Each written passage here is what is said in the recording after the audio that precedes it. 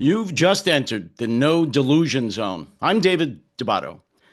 Today's rather brief podcast is about the continuing betrayal of Ukraine by America, by the oligarchy states of America, led by that betrayer, that liar, that traitor in chief, Donald Trump.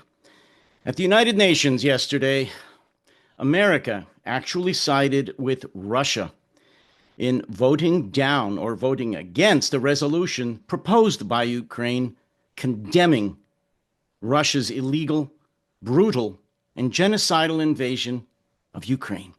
Let me say that again.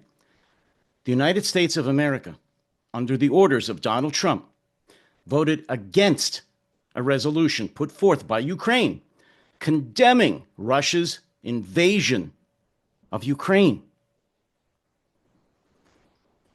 Specifically at the UN, Dorothy Camille Shea, the interim charge d'affaires to the UN, that's a fancy diplomatic way of saying the acting U.S. ambassador to the UN and a real piece of shit, made the vote for the United States.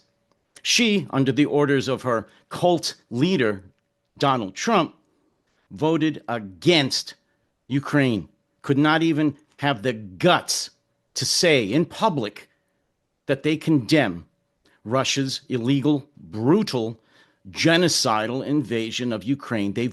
She voted with Russia. And they, meaning the United States, the oligarchy of the United States of America, were in great company in the votes against Ukraine. Their fellow dissidents, their fellow scumbags who voted against this resolution were such sterling nations other than Russia: Hungary, Haiti, Nicaragua, and Niger. They sided also with Russia and the United States in voting against a simple resolution that states the obvious fact that Russia invaded Ukraine.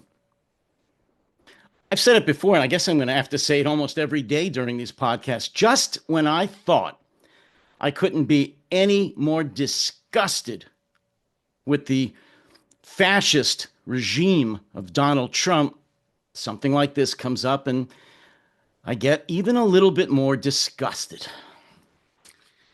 The only other piece that I want to talk about today is the appointment of the deputy director of the FBI, approving Kash Patel as the director of the FBI, as confirming him as director of the FBI by the Senate wasn't bad enough. Donald Trump now made an appointment to the position of deputy director of the FBI. That is the number 2 position in the FBI, just under Kash Patel. It doesn't even need Senate confirmation, as if that matters, because they're rubber stamping anything that Trump sends their way. But be that as it may, he has now been appointed by Donald Trump as the second in command, the deputy director of the FBI. And that individual, that sterling individual, after a nationwide search of the most qualified individuals to serve in that crucial national law enforcement position, is Dan Bongino. What's his qualifications? Well, he was or is a former Secret Service agent and former police officer in New York City. But more than that, and I think what's more important to Donald Trump, is that he was a former guest and host on Fox News. Oh, yeah. He was an analyst and right-wing conspiracy theorist on Fox News until he left a couple of years ago, started his own channel to throw out even more extreme right-wing wing-nuts conspiracy theories. And let me get a little gem from old Danny boy here. Dan Bongino, now the deputy director of the FBI, has repeated Trump's false claims that he won the 2020 election and has advanced another conspiracy that Joe Biden's administration was behind the FBI search for classified documents at Trump's Florida home. To quote old Dan Bongino, Everyone involved in this DOJ, FBI abomination, from the management down to the agents, must be immediately terminated when the tyrants are thrown out of office, he said on X. In 2018, when talking about his career as a prolific conservative political commentator, Bongino said, "My life is all about owning the libs now." And here's a quote on X from the new deputy director of the FBI. "The irony about this for the scumbag commie libs is that the cold civil war they're pushing for will end really badly for them. Libs are the biggest pussies I've ever seen, and they use others to do their dirty work. Their mamas are still doing their laundry for them as they celebrate tonight that their long-sought goal of the destruction of the republic has been reached. But they're not ready for what comes next. They've never have been. It's a revolutionary cosplay with them. Not anymore, as it's all real now. You assholes wanted it. Now you've got it. Good luck." And this was just posted last May of 2024. This is now the deputy director of the FBI, the number 2 senior executive with the FBI.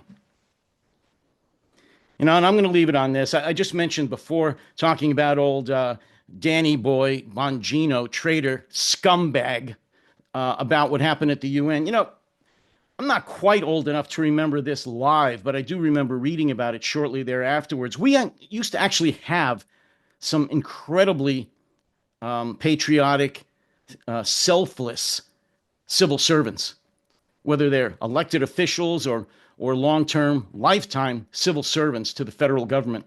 One of them was Adlai Stevenson.